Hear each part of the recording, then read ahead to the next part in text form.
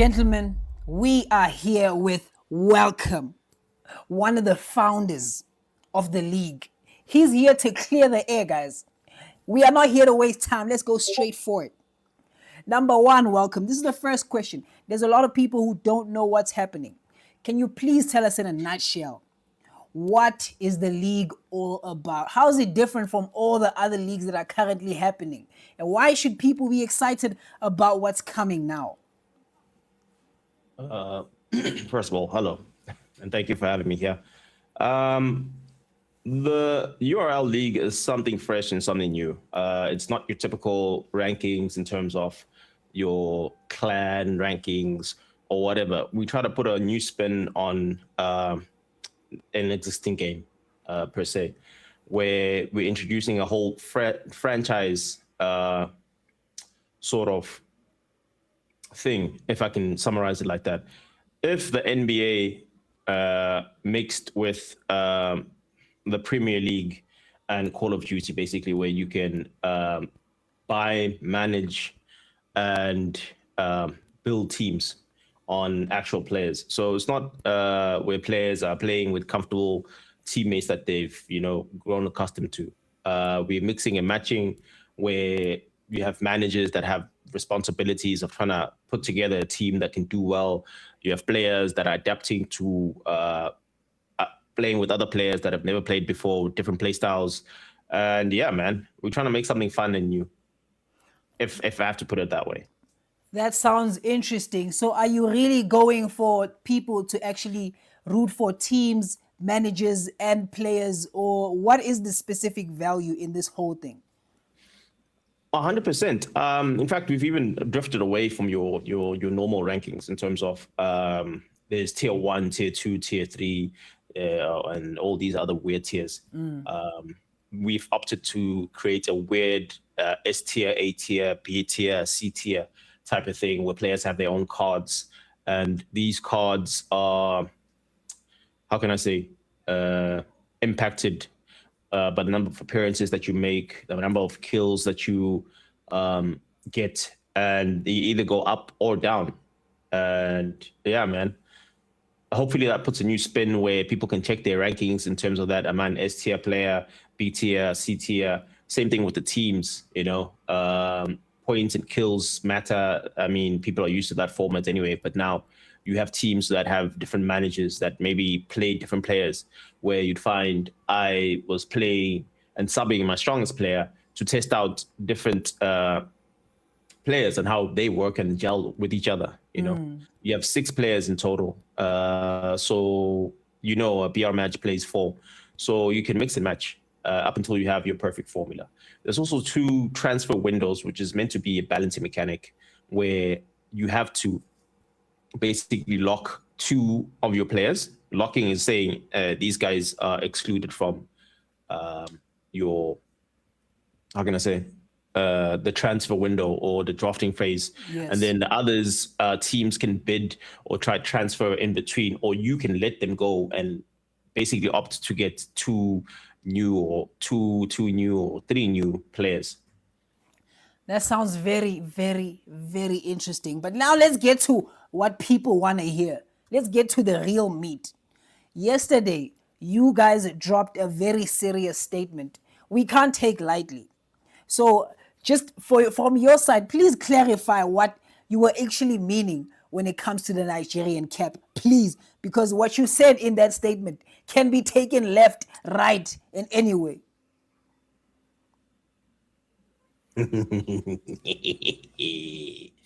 Spicy. All right. So at the end of the day, what this league is aiming to accomplish is to get people out of their comfort zone. We're trying something new. We are getting people out of their comfort zone in terms of clans. We're inviting different countries, Uganda, Tanzania, Botswana, and a couple of others. Apologies if I miss the country that you're coming from. These are managers, obviously, and you'll know probably they'll go for their countrymen and a couple of South Africans and whatever. We're trying to mix and match. But now you have the Nigerian scene, and this is out of respect. Nigerian scene is a well-established scene. Kudos on them, and respect what they have built over time. But what we are trying to do, or what we are trying to accomplish, is to be an alternative, a emerging alternative or competitive alternatives to them. So we don't want to be absorbed into them or their scene. We're trying to make our own thing or chart our own path, if I can put it that way, right? But we don't want to exclude them where it seems like now we say no Nigerians, like they've done something. Since we have included multiple nationalities and multiple countries, it would seem wrong for us to say, "I Nigerians out." We're trying to create this alternative. What we said is, okay, cool. We can cater for you guys, but each team can have one Nigerian. Each team can have a Nigerian. This is still our thing, but we're not saying you guys are not invited. We're saying you guys can come through, but just know it's our thing, and what we're trying to do. But you're invited to the party. Ladies and gentlemen, I'm going to tell you right now, this whole thing was very controversial. Yesterday, we had a meeting. You should have been there. Polarizing. Some people think deep down, this is about Nigerians. People just don't want Nigerians. Other people are saying, no, this is about hackers. The problem is about hackers. And we're afraid to say this, but hackers are mostly found in Nigeria. That's what they said, guys. And there was a debate. Some other people came back. They're like, no, South Africans are also known for hacking, guys. So let's clarify the air right now. Do you have a problem with hackers, or do you have a problem with Nigerians? Let's get it straight right there. We have a problem with hackers in general, not from Nigeria specifically. We do have a problem with hackers. It's everywhere. It's not just in South Africa. It's not just in Nigeria or whatever. Yes. A lot of people in that meeting claimed that the majority of the hacks come from sellers that are coming from Nigeria and so forth. And at the end of the day, we didn't come to this decision based on nationalities or whatever. We came to this decision based off the scene, our scene, South African scene or Southern African scene versus the Nigerian scene. They've done a lot there. They're well established there. There's things that we haven't implemented here on this side that they've implemented and they are busy running with. Ask the people that go and play Niger scrims and Niger lobbies and Niger rankings. They'll tell you it's a whole different ball game. And what we're trying to do is build that for this side, So that's why we're saying it's our thing. We are building this thing here. You can come over and stuff, but we're not saying that people are coming over. We have a hacking issue everywhere. So we actively trying to put measures in and trying to figure out how do we stop this and how do we monitor this and how do we do this. I get where some people are coming.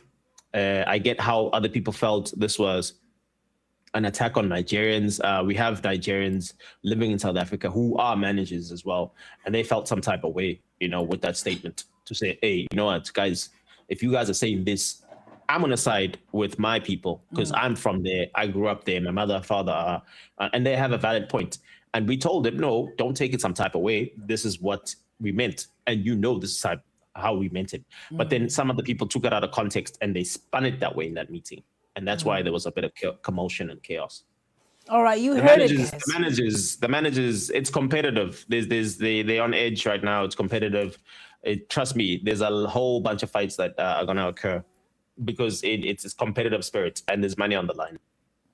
Okay, speaking about hackers, this is a very controversial and very, very hot topic. How are you guys ensuring that we minimize hacking, especially in this league? Because there's a lot of money in here, there's a lot of money at stake, and with a lot of money, it attracts people who are creative, who wants to get an edge.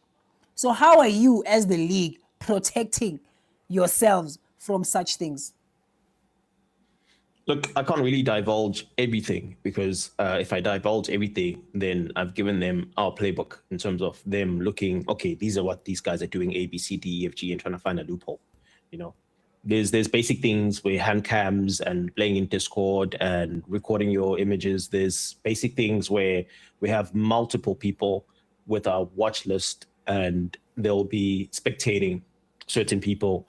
There's measures that are put in place. We test with scrims, we test with other things to see, okay, does this work for us? Like I said, I can't really divulge everything, but there are measures put in place, hopefully.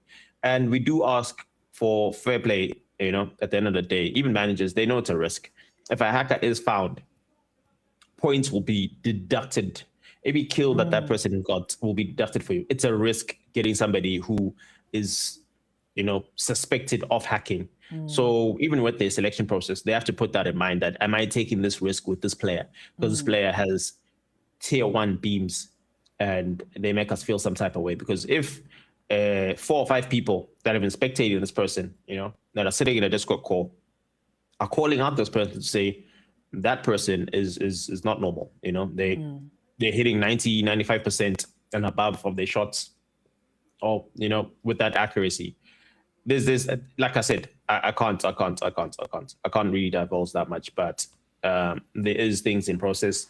There is a watch list of people who are doing such things within our community or another community, and we are sitting down and deliberating on how we can try and minimize or get rid of hacking. Hacking is there; it's a big problem. We can't get rid of it overnight. I mean, Activision is supposed to be doing that, not us. Yeah. But all we can do is try and make sure that our league is as clean as can be. Every single league, one hacker or two hackers are always found. It's a thing, where people like taking shortcuts instead of just playing and getting good at the game. Okay. So for people who already know, there's a few famous people you guys have, a few famous players you guys have who play in this league. Can you just mention a few of those players so that the people can look forward to watching these people? Look, there's player. I mean, people can go to the website and see player cards there. I think last season, Mouse won it. Mouse was a manager and a player, and she had Zaza and her and Rise and a couple of others. There's a lot of well-known players that are participating. The issue now, why I can't name them, is what if they don't get signed? That's why we have open lobbies Saturday and Sunday. I can't really say member and then member doesn't get signed or drafted by any of the teams. So we can only confirm once the teams are assembled on Sunday. And I can tell you, okay, these are the famous people that you can expect. But a lot of people want to come through and try their luck. A lot of people that think they're good. Open lobbies are Friday and Saturday, and you will see some of the people maybe you idolize, some from Nigeria, some from Botswana, different countries, some from South Africa that you idolize or think that you're better with, and you can come test your metal. Wow, you heard it, guys. You heard it. The lobbies are open. If you are interested, I posted the poster the other day, the 3 days, and people were already asking me, the likes of Msholozi, other clans that are interested. They want to come. So please, for people who did not see the poster and for people who want to join, who are interested, how can they join? And not only just for the players side, also for managers. How do you become a manager? Who qualifies to become a manager? I think there's still time. There is a slot. I think Shumba and Bati are still finalizing that. You get vetted at the end of the day, because we had season 0. A lot of people are seeing this as season 1. We did have season 0, which was last season, and we had 10 teams. It was tough. But we look for leadership qualities because there's ups and downs. We need managers that can work under the pressure of losing a couple of games, 3 or 4 games, and making it to the transfer window without bailing or giving up on the league. So we look at clan masters, we look at people who are, natural leaders that will say, what, I can do this. Yeah. And we don't necessarily look for talent in terms of, oh no, he's great in gameplay. We look at your individual qualities and who you are within the community and space, whether you're in the space, South African space, Ugandan space, or whatever. Look at me, I'm a bot.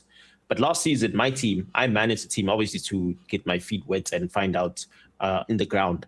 And my team came out third. In fact, they took number one a couple of times, but at the end of the league, yeah, we dropped out a bit, and we dropped the soap. So we ended up in third. And I'm a bot by definition, full blown definition. I'm getting better every day, like you'd say.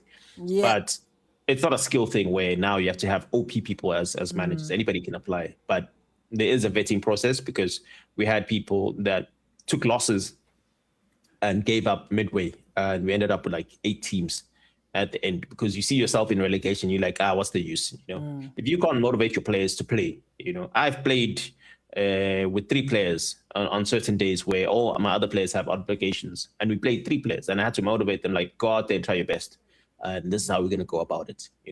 It's a leadership thing where now if you see 3 of your players out of your 6 can't make it, you end up giving up, and then the lobby's short by your team. You've accepted your fate, where you can say, guys, let's go out there and fight.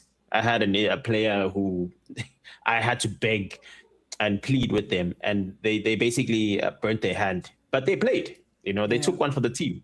So if you have players who are that dedicated, then you need to, we need leaders that are out there. But in terms of players, go on the website there, open the menu. There's a nice little game there. Ignore that game, or you can play that game. Click on Discord link. Once you're in the Discord link, Friday we're going to have open lobbies. The slots are going to be announced. Friday is a holiday, so you may have a morning session where it's 5 games, and an afternoon session where it's 5 games again. And then Saturday, the same thing applies. Or you may have morning sessions and afternoon sessions. 5 games, 5 games. A player needs to play 2 of the open lobbies, because there'll be managers sitting there who are spectating, not actually playing, spectating and looking for different talents. There's people who are looking for IGLs. There's people who are looking for fraggers, support. I don't know how, but yeah.